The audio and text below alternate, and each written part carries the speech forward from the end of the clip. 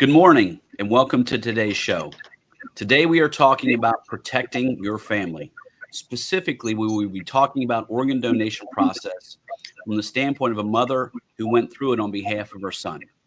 Stay tuned to discover insights with regard to organ donation, how it can be elected, and how it can benefit so many others. I'm Jeff Rehmeyer. I'm an attorney and president at the CGA Law Firm. Historically, my practice involved estate planning and administration, business, and real estate. In recent years, I have emphasized the focus on estate planning to include planning for young adults. On today's show, we have a very special guest, Missy Slenker Sweitzer. Hello, Missy. Hi, Jeff. So I've known Missy for many years. My wife has known Missy for many, many more years. And I would Yes. say without a doubt that Missy is one of the kindest, strongest, most unique and experienced individuals I've ever met. Missy, you did share with me some of your current background, and I would probably lead by saying that you're a grandmother to three amazing grandsons, expecting grandson number 4 soon. Any day now. That's right, 3 children, married since 1987, so that's a solid Yep. run with plenty more time to go. Did some work in banking and human resources, did work with the Center for Traffic Safety and actually now a traffic safety specialist. So you're very much Correct. involved in vehicle issues and safety issues. And, Yes. and if I'm understanding that correctly, that does stem from what happened to your son, Zach, years ago. So maybe we could start up, Missy, by talking about what did happen to Zach. First of all, Jeff, I want to say thank you for inviting me onto the show today. I really appreciate the opportunity to share our story and hopefully bring some good knowledge to people who, maybe don't understand organ and tissue donation. But our son, Zachary, was our first child. And back in 2008, he was on his way home from his girlfriend's house early on Thanksgiving morning when a 19-year-old impaired and fatigued driver ended up hitting his truck and forcing him into a crash. Unfortunately, my son did not have a seatbelt on, and he was ejected as a result of the crash and suffered a traumatic brain injury. Um, we got that call that no parent ever wants to get on Thanksgiving morning of 2008, and our life has never been the same. Um, you know, um, you just can't explain it. You don't expect it. But, it's the most trying times of our lives, okay, in the deepest, darkest valleys. And we've chosen to try to find the glimmer of hope and, the silver lining and make good out of, what has tragically happened to us. So basically, Zachary was in the hospital for 3 days with this traumatic brain injury. He never regained consciousness and was declared clinically and legally brain dead on November 30th of 2008. And that's how our donation story actually started. Mm.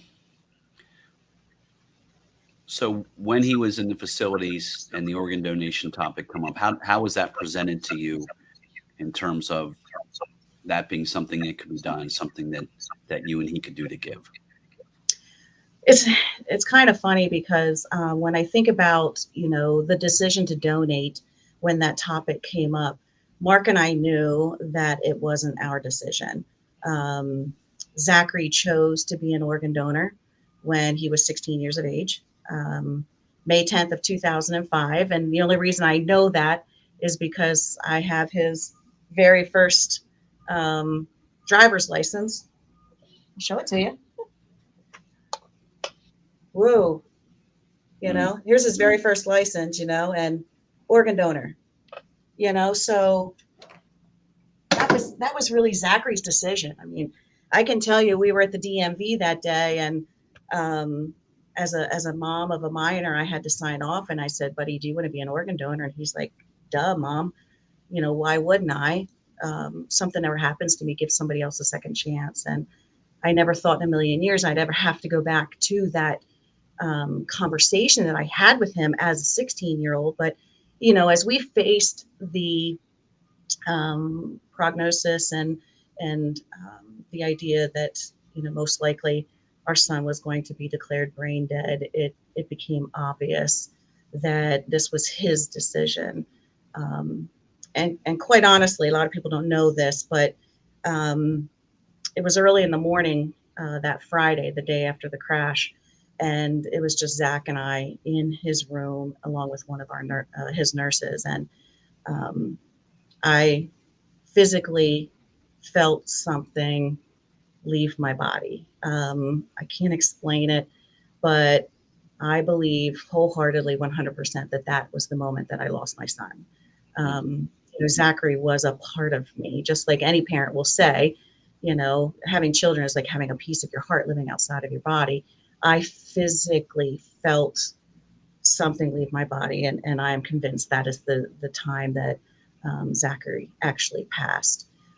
So we're a little bit different than the normal donation process in that, I told his nurse at the time, I can't explain it, but I believe we just lost him. Um, and he made the decision to be an organ donor. So if indeed it comes down that, he is declared brain dead, I want you to do everything and anything possible to, um, give somebody else a second chance at life. If anything, I just wanted somebody to get his heart. I believe Zach had a heart of gold. He was a typical teenager, but man, he just had a huge heart, a huge passion for serving people and helping people. And I just knew somebody needed to get his heart. And, that the caregivers, the doctors and the nurses and that's one thing. We are so blessed here in York to have an amazing trauma unit at Wellspan York Hospital. They were very open and honest with us the whole time about Zachary's prognosis. And, they didn't sugarcoat things. And they told us what those possibilities were. So we kind of, we're preparing ourselves for the worst, but hoping and still praying for the best, Okay. So we kind of had that, in our mind that would be Zachary's decision. So when it came down to that time, it wasn't really a conversation that we had with Gift of Life. Our transplant coordinator came in and talked to us, and we really kind of, as an oddball story, kind of started that conversation, and they guided us through that whole process about if he would indeed be declared brain dead, because he wasn't at that time, which is kind of unusual. Typically, that whole process doesn't even start until somebody is declared brain dead, or a patient, the medical facility knows that this patient doesn't have a chance for survival, and that's when Gift of Life is notified that this patient may even be a prospective donor. So when you look at the normal process, we're a little bit different, and yet I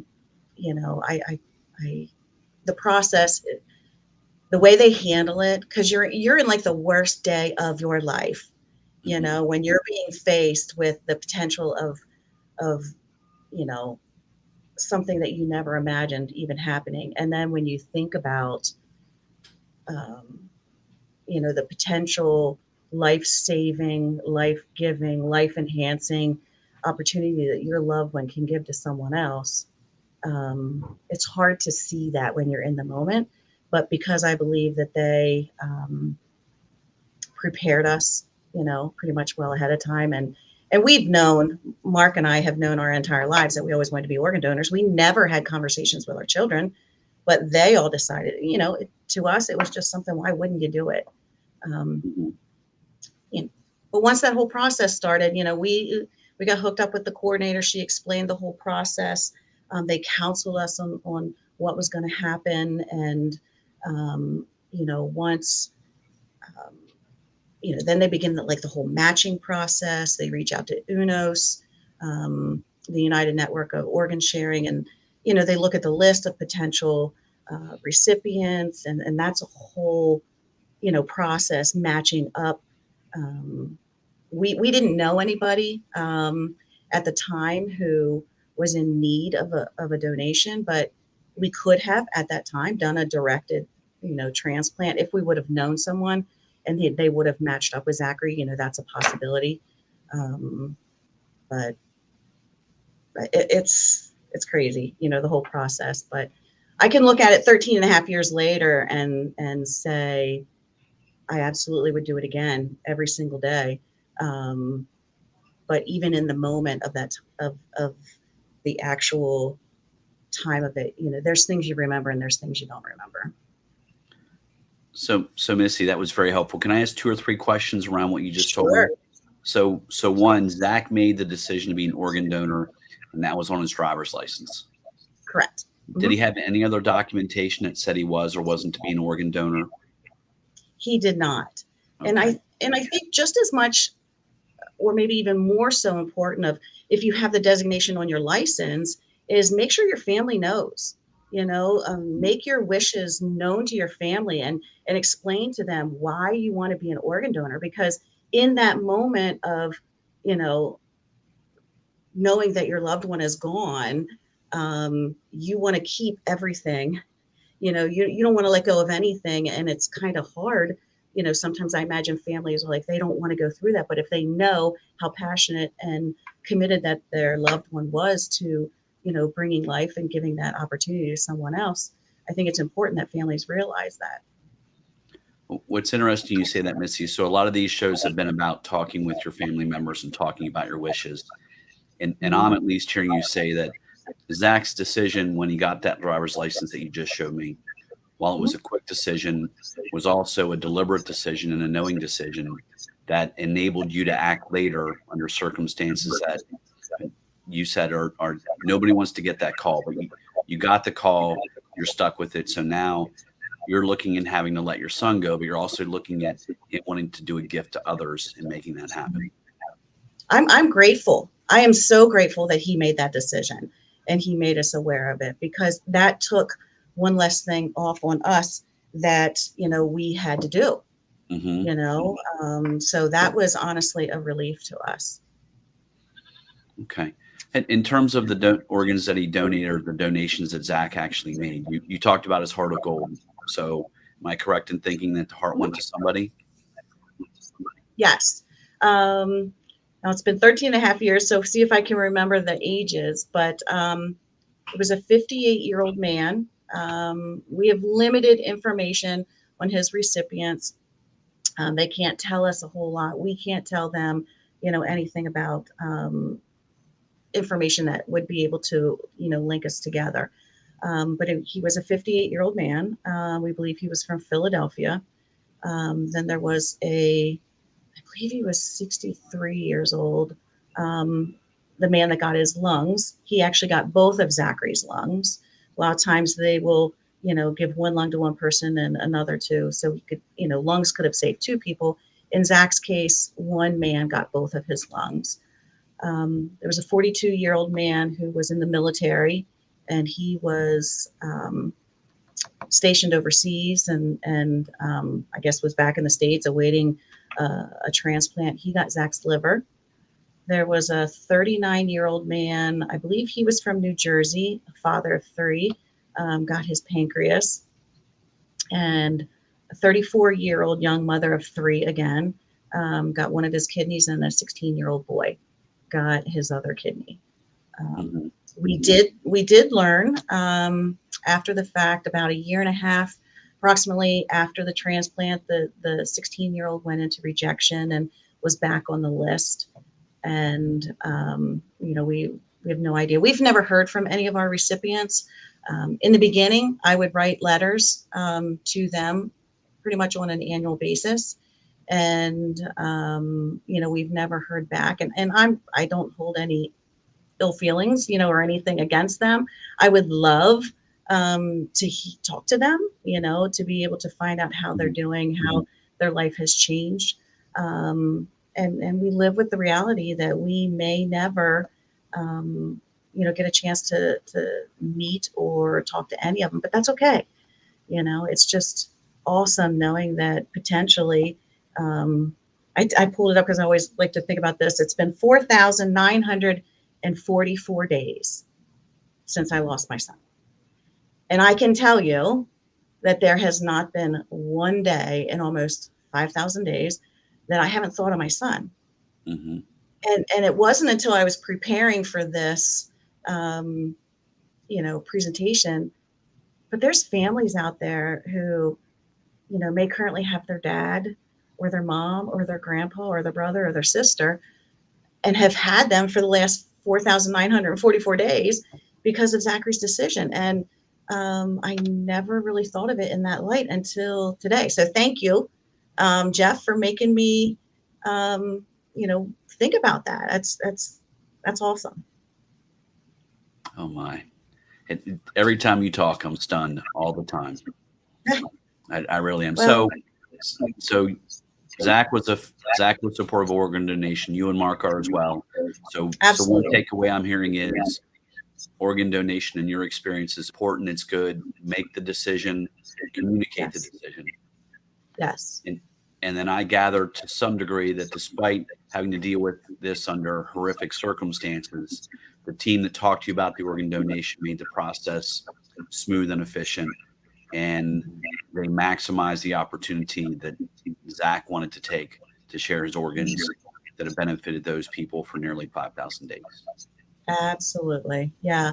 And kind of a twist to our story several years ago, Mark went skiing with some of the family, something that he hasn't been allowed to do since, and actually tore his ACL while he was skiing and ended up at, the orthopedic surgeon with the need to have surgery. And the surgeon was a personal friend of ours and was very close with Zach and knew our story. When it came time, to talk about, are we going to use some of your own tissue? Are we going to use donor tissue? He kind of looked at us and smiled. And he's like, I think I know how you feel about this. And we're like, yeah, we're fine with using donor tissue.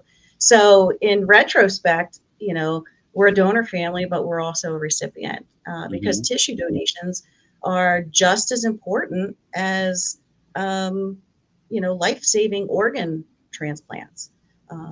Someone may not be in need of a life-saving organ, but they might have had a tragic injury or a burn or, corneas, giving sight to people. You don't think about that. It's something we take for granted every single day is the ability to see and what's going on. And, just being able to give somebody an opportunity to see once again is amazing.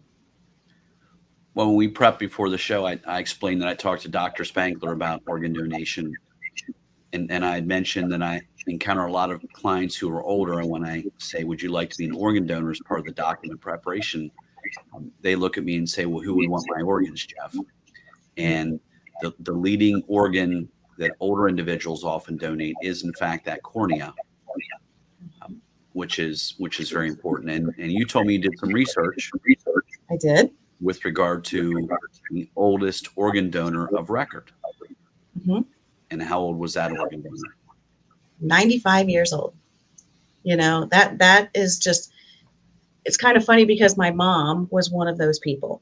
Okay. When she was never an organ donor. I don't think she ever thought about organ and tissue donation or the impact of it until Zach was killed. And she would always say, nobody will want my organs. She had a lot of medical conditions. And I said, Mom, just, let the medical professionals make that decision, once you're gone. And she was well over 70 when she made the decision. And quite honestly, I can remember that day, she was so proud to be able to come to me and show me her license and say, look, I made that decision, and just having that, she wasn't able to donate and not everybody is, unfortunately, some of the other research I did is like 2.5% of patients who pass away are, eligible for life-saving transplants, being the opportunity to be a donor. So even though, you might be a registered donor, you have to die in a specific manner in which to be able to, donate organs. So, but it's just, we have over 100,000 people in the United States who are currently awaiting transplants in our region, which Gift of Life covers basically from State College East in PA, over 5,000 people. 85% of the people are awaiting kidney transplants, and that's one of the organs that we can do as a live donor. You Hmm. know, God gave us two. We only need one. So if we're healthy enough, we can become a living donor, and it's not just kidneys. You can donate a portion of your liver. Liver is the only organ that regenerates.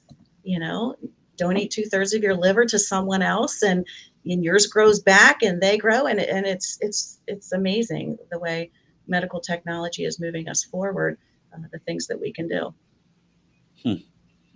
Outstanding. Are there any other things you'd like to tell us about organ donation? And any? I think there's a lot of myths and things that people think about organ and tissue donation that isn't really true. And I find this a lot when I go into high schools and I talk about reckless and distracted driving and organ and tissue donation with driver ed classes. And they always want to know, is it true that if they know I'm an organ donor and I'm in a crash, they're not going to take care of me? They're going to know that I'm a donor and they're just going to let me die. And that's the one thing that I come across most with teen drivers. And I can vehemently say, no, that is not what happens. They do not root through your wallet, look at your license to see if you're an organ donor. They take an oath to save lives, and the medical crew that's taking care of you, they're tasked with keeping you alive and saving your life, and the whole idea of finding out that you're a potential donor doesn't even happen until the possibility of brain death even occurs. So I believe all major religions support organ and tissue donation. A lot of times people think you can't have an open casket funeral, that it's going to, Hmm. dismember your body or whatever. That's absolutely not true. We had an open casket funeral for Zach, and you absolutely could not tell. Um, so there's a lot of things. I encourage people to do research. It's not for everyone. I get that. I understand that. But do your research. And um, so much in the world today is selfish. What's good for me? Hmm. Feels good, do it. And it'd be awesome if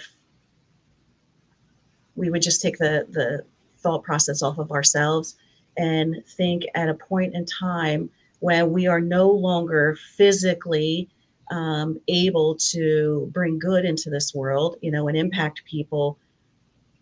There's an opportunity that we can save lives, and it's not about us. It's about who we can impact, and what lives we can save, and potentially um, bring better opportunity to. Hmm. Well, it's interesting you say that. So, but a lot of my shows and webinars have been about the estate planning process and documents, one of which is that advanced healthcare directive, which includes the healthcare power of attorney. So, who's an agent that can make decisions for you, and then the living will, and then the organ donation piece is part of that. And I do those documents for individuals once they turn 18 and older, but I do get a lot of questions about the living will and how that's implemented. And to your point, the paramedics aren't looking for that, aren't thinking about that. They're trying to keep you alive. The ER docs aren't looking for that. They're trying to keep you alive. It's really only after you make it through those and they stabilize you to some degree do they start to assess your condition and then look to see if you are permanently unconscious or in a vegetative state or comatose state. And then that becomes the trigger for the living will. And that becomes the trigger, I believe, for the organ donation that you need somebody in that state where the mind is unable to recover, meaning that they can't recover and have a meaningful life. Right. That's what brain death is. That's when it's no longer viable. I mean, you can look at a CT scan of a brain, and you can see someone who is still in a coma, still has blood flow, through their brain. Somebody who is clinically and legally dead, there's no blood flow. And once that blood stops, flowing to the brain, those brain cells begin to die, and it is permanent. It's irreversible. I mean, I'll be honest with you. I mean, there are times shortly after losing him, I would go through the phase where, did we quit too early? Like, you hear about people who have been in comas for an extended period of time, and then all of a sudden they come out, and they still have blood, flow and activity in the brain. And the whole process of determining brain death is not just it's this whole series of tests. From what I understand, it's a whole series of tests that a doctor has to go through. The patient has to basically fail each one of those tests, and then a second doctor comes in and administers the second set of tests. They offered to let us be there to to observe all of these tests. And at that point, it goes back to, I felt and knew in my heart that Zachary was already gone. But once, they go through all of those tests, and that there is absolutely no blood flow. But that's the whole, again, what could have been, what should have been, like, how would have it been different? It's hard to take all of those things in. I mean, we're all gonna, it's called survivor guilt. What could have I done differently? And did I give up too soon? And all of those things. But you're in that state of shock, and those are the thoughts and processes that you're going to go through. But you're going to come out of it. There's going to come a time where your mind is going to be able to clear, and you're going to be able to process and think about the decisions that you made. And this is absolutely, the best decision I believe that my son made in his 20 young, short years. I believe this is the best decision that he ever made. I mean, it's really what gives me the courage to share his story. Because when I think about the other side of it, and the reason why he ended up being in that crash, I mean, I could focus on that and I would be a very dark and I believe cynical person. But when I focus on my son and who he was while he was here on this earth, and the gifts that he continues to give, I mean, I'm grateful, very, very grateful. Well, speaking of things that you've been motivated to do, you talked about talking to students. What other things have you been doing along those lines to educate or inform people and make our world a better place? Well, I knew shortly after losing Zach that I would be called into some kind of advocacy work. I just felt it, that I had to advocate for organ and tissue donation. So I became active with the Gift of Life donor program, and speaking on behalf of donor families and sharing Zachary's story, and going out into high schools and partnering with a good friend of mine from Gift of Life, and bringing that awareness. We do it to civic organizations, high schools, anybody who will sit and listen long enough to hear our story. But 6 years ago, I was blessed to be able to begin working for the Center for Traffic Safety, and we're a comprehensive traffic safety project. So we cover the whole gamut of traffic safety, and I look at crashes and fatalities in York and Adams County area, and determine where our top safety focus areas are and what can we do to reduce those crashes and fatalities. And being able to share Zach's story with high school students, in senior centers, with, again, civic organizations, being able to the teen drivers, are really, they're really a strong passion of mine, because I know what it's like to get 3 teens behind the wheel, and to survive putting 3 teens behind the wheel, and the decisions that they make, and just getting them more so to understand that the decisions that they make today can impact them for the rest of their lives and can impact other people. So we speak in prisons. We pretty much will go anywhere to anybody who wants to hear our story. So just trying to encourage people to make good decisions, and do what you can to make this world a better place. Well, as I talk to you, I think about 2 of my favorite Black Friday traditions. Now, one is probably more my wife's favorite, which is the shopping. is the shopping. Love you, Shell. That may or may not be happening. I come and see you. And it's Yes, one you of my do. favorite things to do. So talk about how that started and what that event, please. Yeah. The year after Zachary was killed, in 2009, we held our first blood drive in memory of Zach.